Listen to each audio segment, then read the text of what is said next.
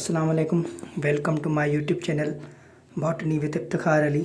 जैसे कि हमने प्रीवियस लेक्चर में कार्बोहाइड्रेट पढ़ा है, तो आज हम पढ़ेंगे क्लासिफिकेशन ऑफ कार्बोहाइड्रेट में पहला टॉपिक मोनोसेक्राइड्स।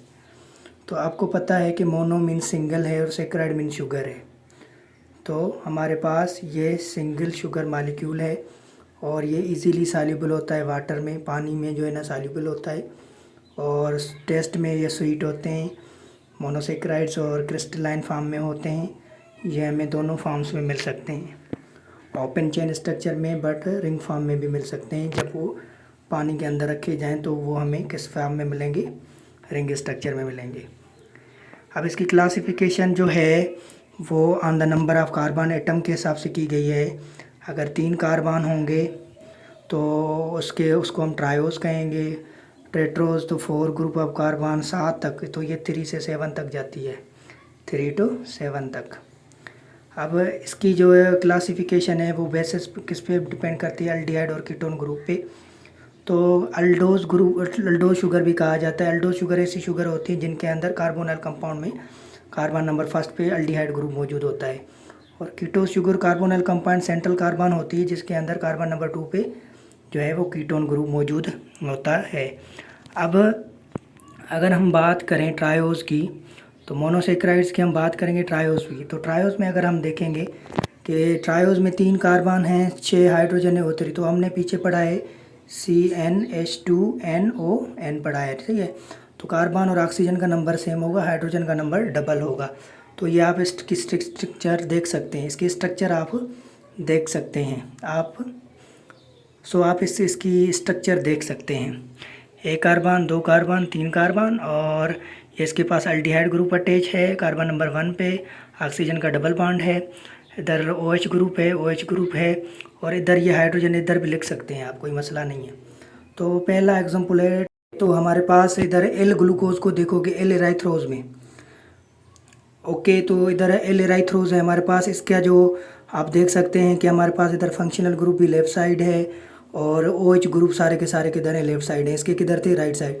तो ये डेक्स्ट्रो है, ये राइट हैंडेड है, और ये लेफ्ट हैंडेड है, और ये हमारे पास राइट हैंडेड है। डी मीन्स डेक्स्ट्रो, हमने पीछे पढ़ा हुआ है। अब उसके बाद है राइथलोज, ये भी इसका एग्जाम्पल है। अब इसके अंदर कीटोन ग्रुप होगा। आपको पता है कि कार्बन नंबर 2 पे कौन सा ग्रुप होता है, कीटोन ग्रुप होता है। तो ये डी राइथलोज है और ये एल राइथलोज है, मतलब कि ये लेफ्ट हैंडेड है और ये हमारे पास राइट हैंडेड मौजूद है राइथलोज। अब हम आते हैं राइथलोज कहाँ पे मिलता है हमें, कि राइथलोज जो है वो हमें कीटोन शुगर में मिलेगा, और हमारे पास कहाँ पे मिलेगा, रसबेरीज वगैरह में हमें ये मिलता है। और ये ज़्यादातर हमारे पास बैक्टीरिया वगैरह की रेस्पिरेशन में भी मिलते हैं। अब हमारे पास तीसरा ग्रुप है जिसका नाम है पेंटोज शुगर।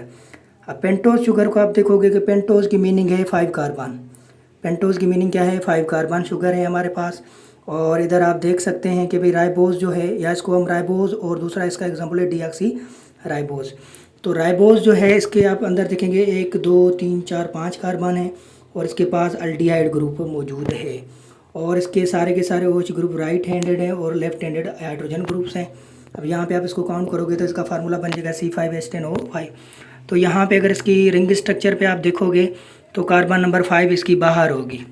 अब ये आपकी इस तरह से बन सकती है, आप इस तरह से बना सकते हैं, सही है। अब ये कार्बन नंबर 1 2 3 4 5 6, सही है। तो ये आपके पास इस तरह की स्ट्रक्चर बन जाएगी। अब ये बात ध्यान में रखें कि हमारे पास एक टर्म होता है डीऑक्सी राइबोज। तो डीऑक्सी राइबोज में क्या होता है कि इसके अंदर एक ऑक्सीजन क्या होती है, कम होती है। आपने सुना होगा deoxy ribo nucleic acid, DNA सुना होगा, तो DNA के अंदर ये मौजूद होती है, डीऑक्सी राइबोज मौजूद होती है। अब इसको डीऑक्सी राइबोज को आप देखोगे कि हमारे पास इसके पास कार्बन नंबर 2 पे, कार्बन नंबर कौन सी, कार्बन नंबर 2 पे हाइड्रोजन जो होती है वो हमारे पास both side no hydroxyl group वो मौजूद नहीं होता। तो आप इधर देख सकते हैं, ये हमारे पास कार्बन 1 2 3 4 ये 5 हमारे पास बन गया। अब यहाँ पे देखोगे कि OH इधर मौजूद नहीं है, हालांकि इधर अगर हम राइबोज की स्ट्रक्चर में देखेंगे, इधर देखोगे तो क्या मौजूद है, OH मौजूद है, मगर इधर OH मौजूद नहीं है। तो इसीलिए हम इसको कहते हैं डीऑक्सी राइबोज कहते हैं। अब ये DNA के अंदर मिलता है और इसका फार्मूला C5H10O5 होगा, और O4 होगा, 5 नहीं होगा क्योंकि एक ऑक्सीजन हाइड्रोक्सिल ग्रुप में कम है। अब उसके बाद हमारे पास एग्जांपल है राइबुलोज। तो राइबुलोज कीटोन शुगर कहा जाता है। ये केल्विन साइकिल में रोबिस्को एंजाइम मौजूद है हमारे पास। राइबुलोज 1,5 बिस्फॉस्फेट कार्बोजाइलेज ऑक्सीजनेज एंजाइम है। अब इसके राइबुलोज के अंदर का हमारे पास जो ग्रुप होगा वो कीटोन ग्रुप होगा, मगर डीऑक्सी राइबोज के अंदर हमारे पास जो ग्रुप होगा वो अल्डिहाइड ग्रुप होगा। इधर आप देखोगे कि कीटोन ग्रुप है।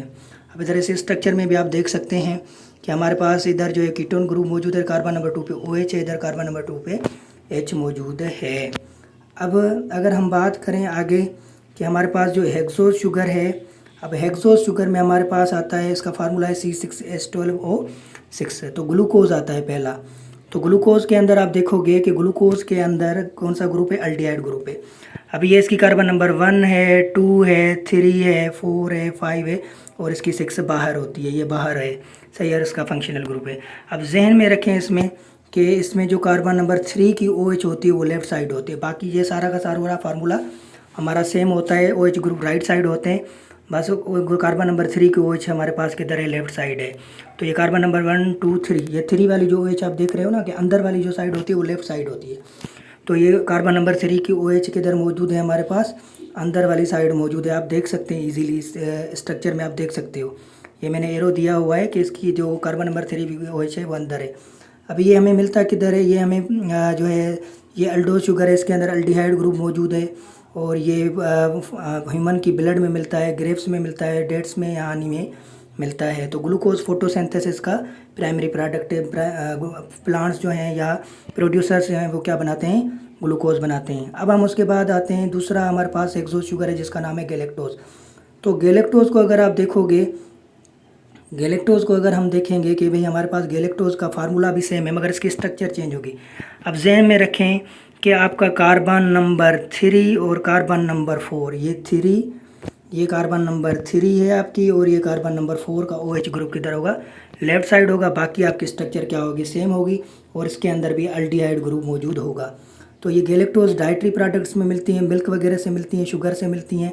और ये हमारे पास देखा है हाइड्रोलाइसिस अगर इसको करेंगे तो लैक्टोज मिलेगा और लैक्टोज हमें कहाँ से मिलता है, मिल्क से मिलता है। तो गैलेक्टोज एपीमर है, इसकी कार्बन नंबर 4 का OH ग्रुप जो लेफ्ट साइड आप देखोगे, सही है। तो इसका एपीमराइजेशन रिएक्शन होता है, इसका 4 स्टेप्स होते हैं। गैलेक्टोज ग्लूकोज इंटरकन्वेंशन एक पाथवे हमारे पास, इसके 4 स्टेप्स हैं जो इंशाल्लाह हम आगे पढ़ेंगे। अब उसके बाद है हमारे पास गैलेक्टोज के बाद हमारे पास है फ्रक्टोज। तो आप अगर फ्रक्टोज को देखोगे तो फ्रक्टोज में हमारे पास आप इधर स्ट्रक्चर फ्रक्टोज की देखोगे तो इसके पास जो होता है वो भी इसका फार्मूला सेम है। ये कीटोज शुगर या फ्रूट शुगर कहा जाता है इसको, मगर इसकी स्ट्रक्चर में आप देखोगे कि कार्बन नंबर 2 पे इसका कौन सा ग्रुप है, कीटोन ग्रुप मौजूद है। तो इसको हम कहेंगे फ्रक्टोज। तो ये इसकी रिंग स्ट्रक्चर है और ये इसकी, और इसके पास बाकी ग्लूकोज वाली स्ट्रक्चर सेम ही रहेगी। अगर आप फ्रक्टोज के बाद अगर आप एक और स्ट्रक्चर है जो हमने इधर नहीं दी हुई, जो मिसिंग है, जिसका नाम है मेनोज।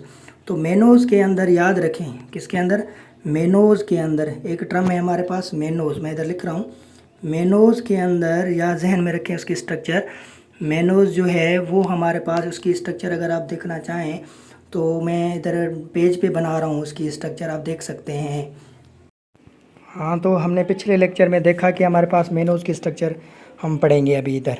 ये हमारे पास गैलेक्टोज की स्ट्रक्चर है। आप इसमें देख सकते हैं कार्बन नंबर 3 और 4 पे OH ग्रुप लेफ्ट साइड है, मगर इधर आप देखोगे कार्बन नंबर 2 और 3 पे OH ग्रुप किधर है, लेफ्ट साइड है। तो ये हमारे पास मेनोज की स्ट्रक्चर, बाकी सारी की सारी स्ट्रक्चर हमारी क्या रहती है, सेम रहती है।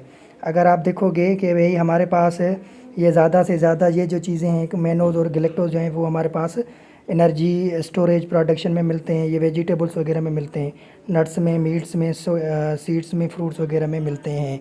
तो ये हमारे पास है मेनोज। अब उसके बाद होगा सिकोज और सार्बोज। ये भी हमारे पास जो है ना वो भी हमारे पास एक्सोज शुगर हैं। शुगर के बाद हमारे पास होता है हेप्टोज शुगर। तो हेप्टोज शुगर के अंदर C5H14O7 होता है।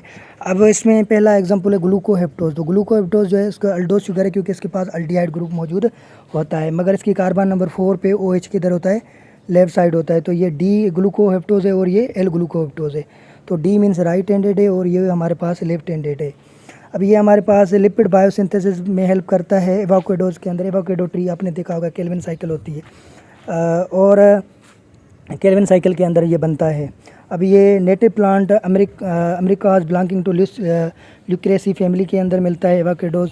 और इसके जो लीव्स होते हैं वो हमारे पास मैंगो ट्री की तरह होते हैं, या पियर फ्रूट होता है हमारे पास, उसके अंदर नाशपाती के अंदर ये हमें मिलता है ग्लूकोहेप्टोज।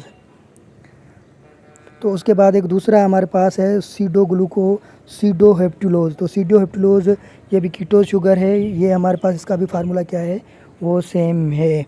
तो यहाँ पे हमारे पास जो है मोनोसेकेराइड और उसकी क्लासिफिकेशन कार्बन की बेसिस पे ख़त्म हुआ। मिलते हैं अगले लेक्चर में, तब तक मुझे इजाज़त दीजिए। हमारे चैनल को लाइक और सब्सक्राइब करें। अल्लाह हाफिज़।